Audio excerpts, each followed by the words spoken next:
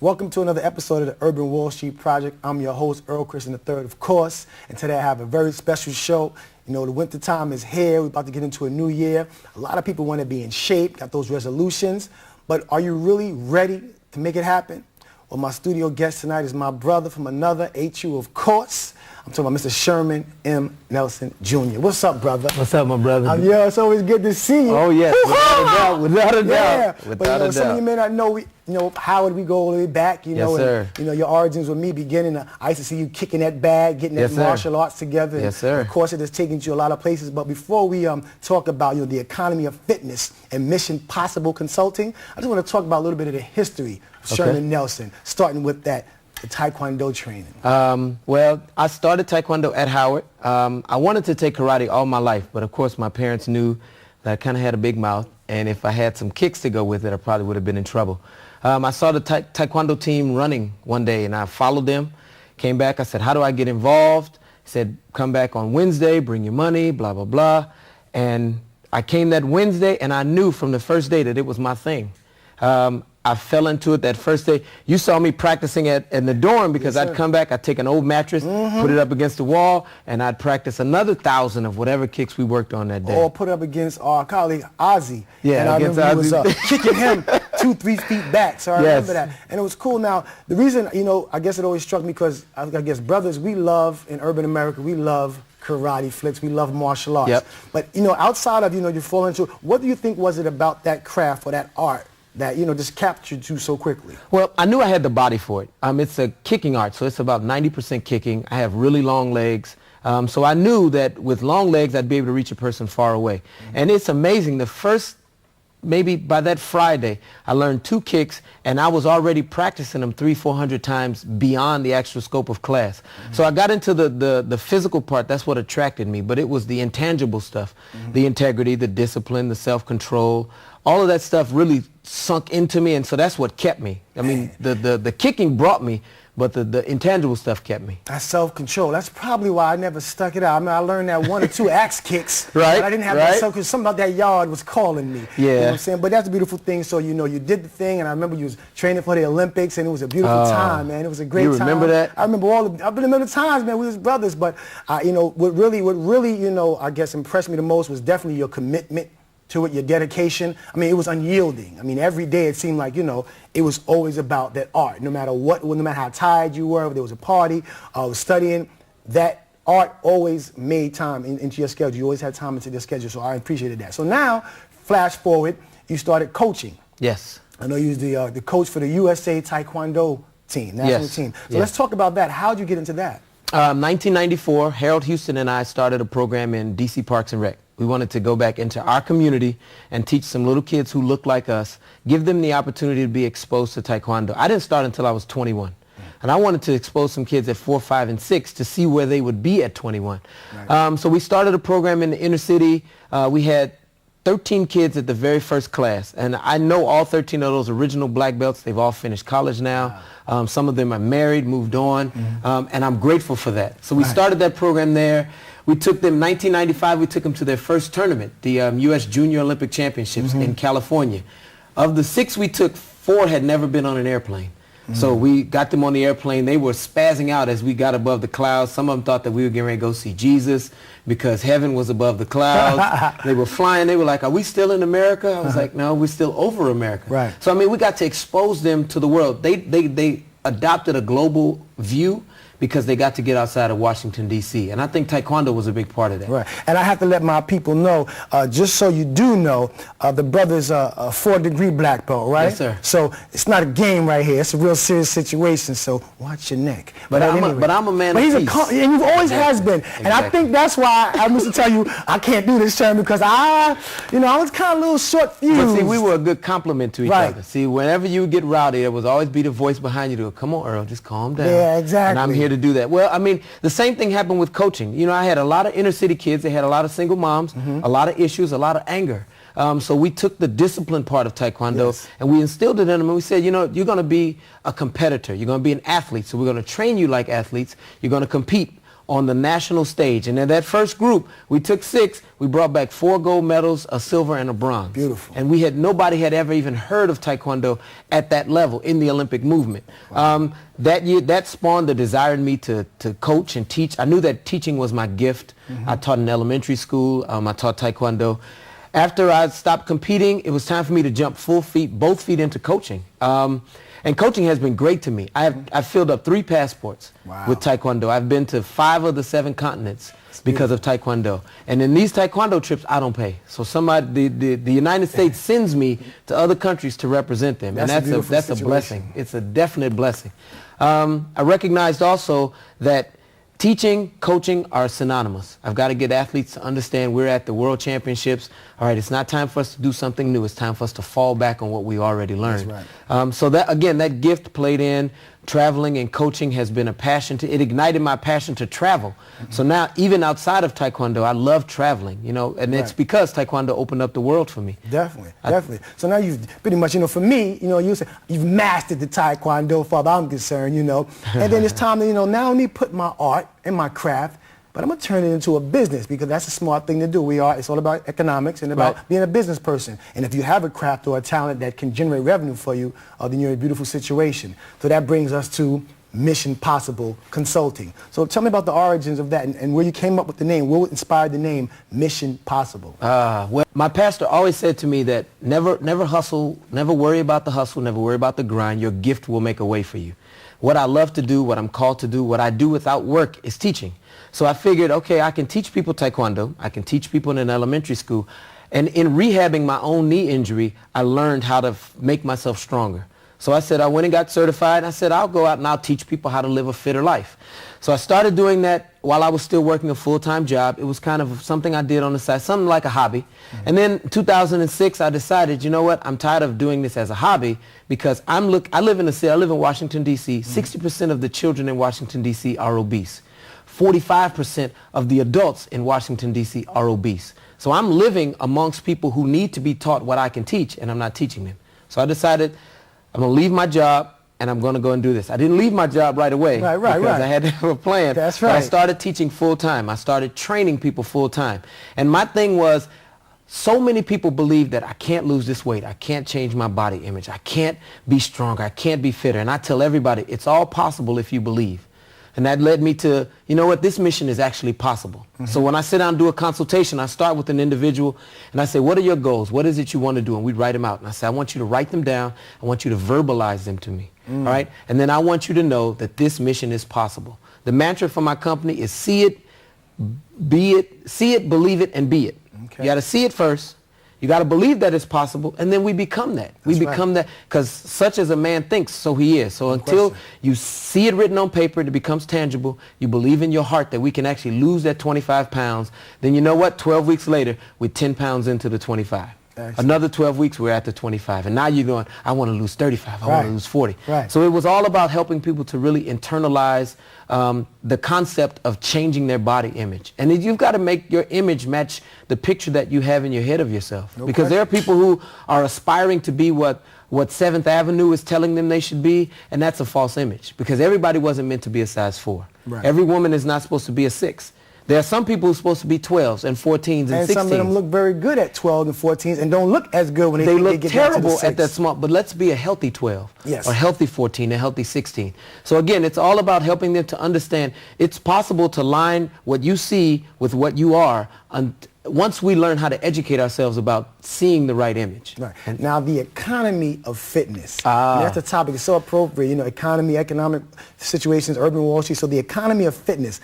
Break down and define the economy of fitness. 3 things I hear whenever I talk to somebody about personal training. 1, I can't afford it. 2, it's not convenient. And 3, I don't enjoy it. All right, so I said, well, let me attack those 3 things. 1, you can't afford it. My training company, I offer some of the lowest rates you'll find anywhere in this country. And I believe I give a superior quality product because all I do with people is what your body was designed to do.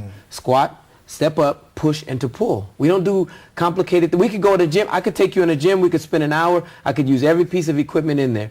Or we could take a resistance band and we could train right here for 30 minutes and you get the same kind of workout. So we make it affordable. Second, it's not convenient. Right. All right, our company does 30-minute sessions and 1-hour sessions. And we go to your home. We can come to your job. We can come to your house. I even have a program called eFit where we train you via your webcam. So you never have to leave home. And I actually trained a client while I was in Thailand. I was in Thailand for 3 weeks with Taekwondo. And every other night, I would separate myself for an hour. And once I got adjusted to the time zone difference, I set myself aside for an hour and I trained 2 clients. And I'm training people in the United States while I'm in Taekwondo doing what I'm also gifted to do, but I haven't neglected those people around me.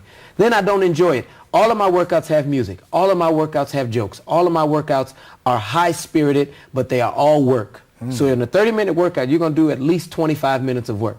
But in that 25 minutes, I'm encouraging you. When you slack off, I'm cracking jokes. I'm talking about you. I'm playing the dozens. We have music going because I want you to enjoy that experience. Right. If you've made a financial investment to make your physical shape and your cardiovascular, your emotional shape better, you ought to enjoy that process. No doubt. So that's how I got to economy, because we're going to make it so that we're not wasting time, we're not wasting movement, and we're not wasting your energy. Right. Now, unfortunately, my audience is going to see a couple of things that you do, some of the techniques. So I guess the exercises, we're not going to give them too much, because if they like what they see and they think they're ready, we're going to get them on with Mission Possible Consulting. But I want to go check out the couple of the little demonstration that you did, Okay. Offset. So check out this slight demonstration, a quick demonstration. If you think it looks simple, maybe it does, but trust me, I was in here and trying it, and it's not as simple. So let's check this out. We'll be right back.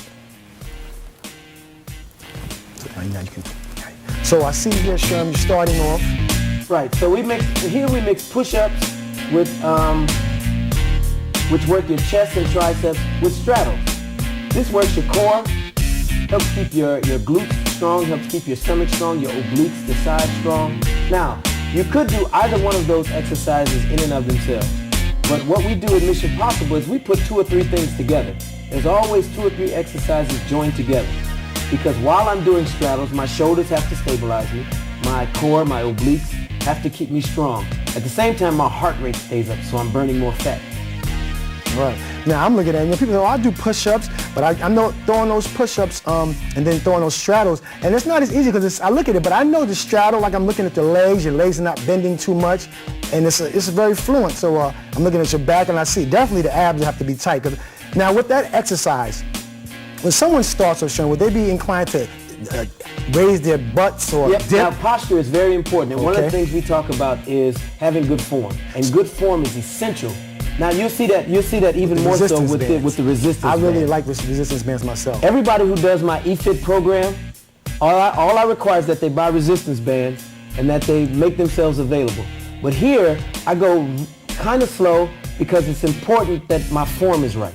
It's important that when you do a lunge, the objective of a lunge is to drop your back knee to the floor, not extend your front knee beyond your toe.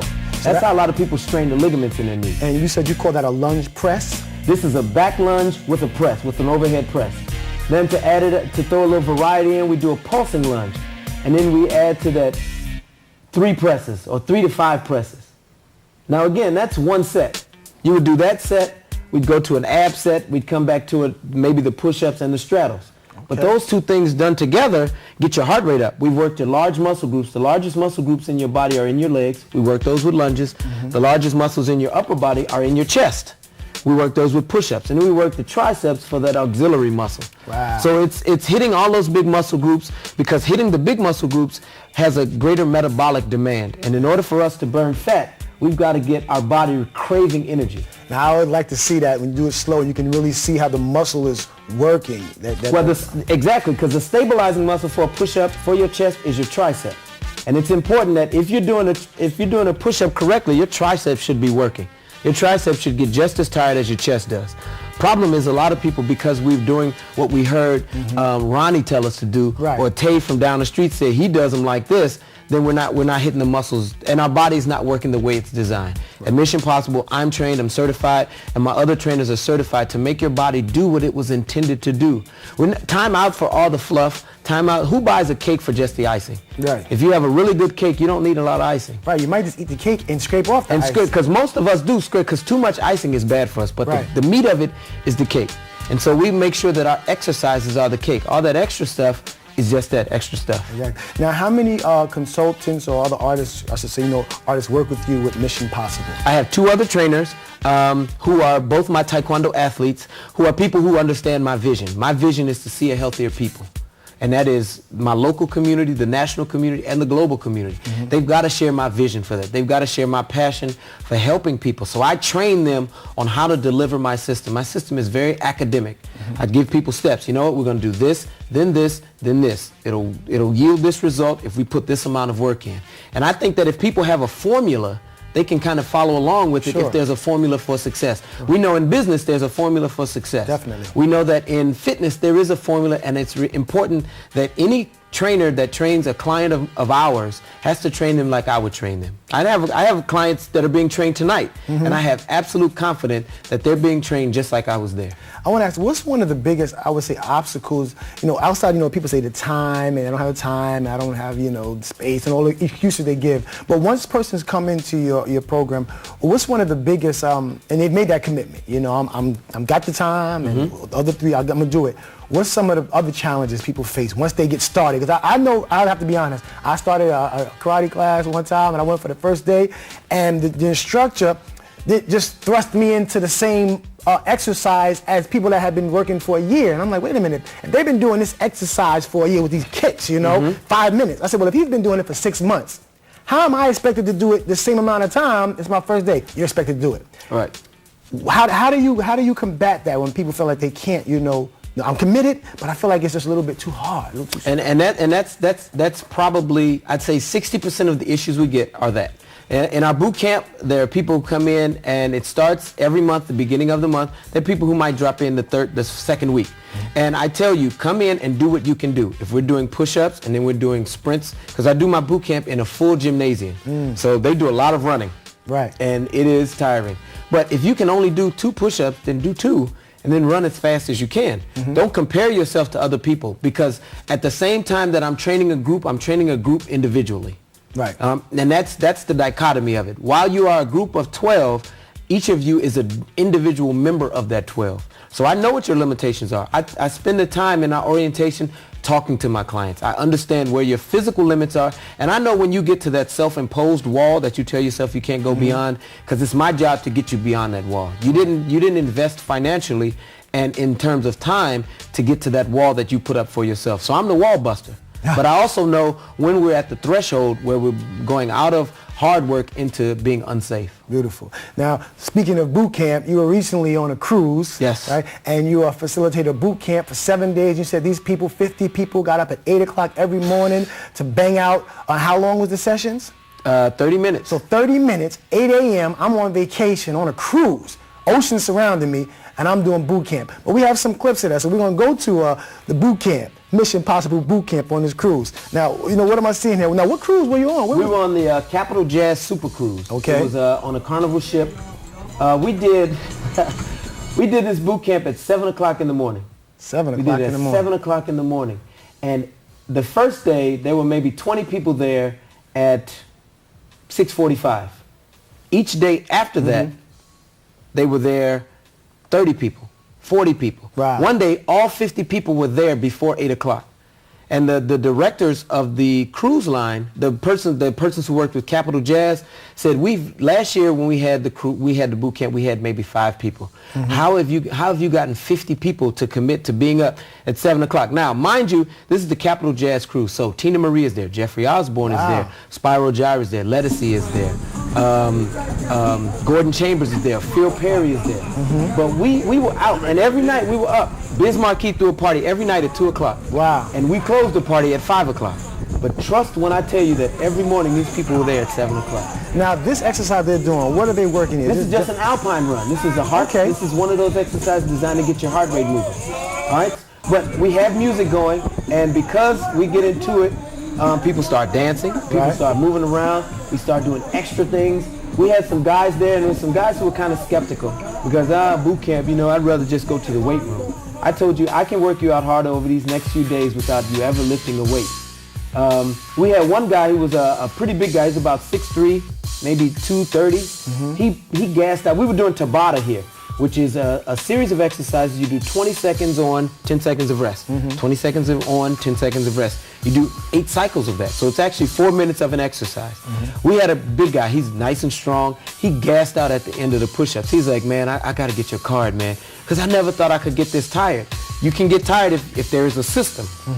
If we're working your largest muscle groups, it will break you down. So again, people partied all night and they had a good time because they were on vacation, but there was at least 50 people who were committed to not sacrificing all of my fitness goals just to enjoy myself. We also did a kickboxing class right after this. Wow. Okay. Half the women there came to kickboxing, and after kickboxing was self-defense. So my job on this ship was to work 7 o'clock to 8 o'clock, 8 to 9, 9 to 10, and then the rest of my time was free. So, I mean, that's a terrible job to have, Yeah, I really, you know, to be you on a gotta work cruise from with artists 7 and to sit 10 down in and the eat breakfast morning. with Phil Perry every morning.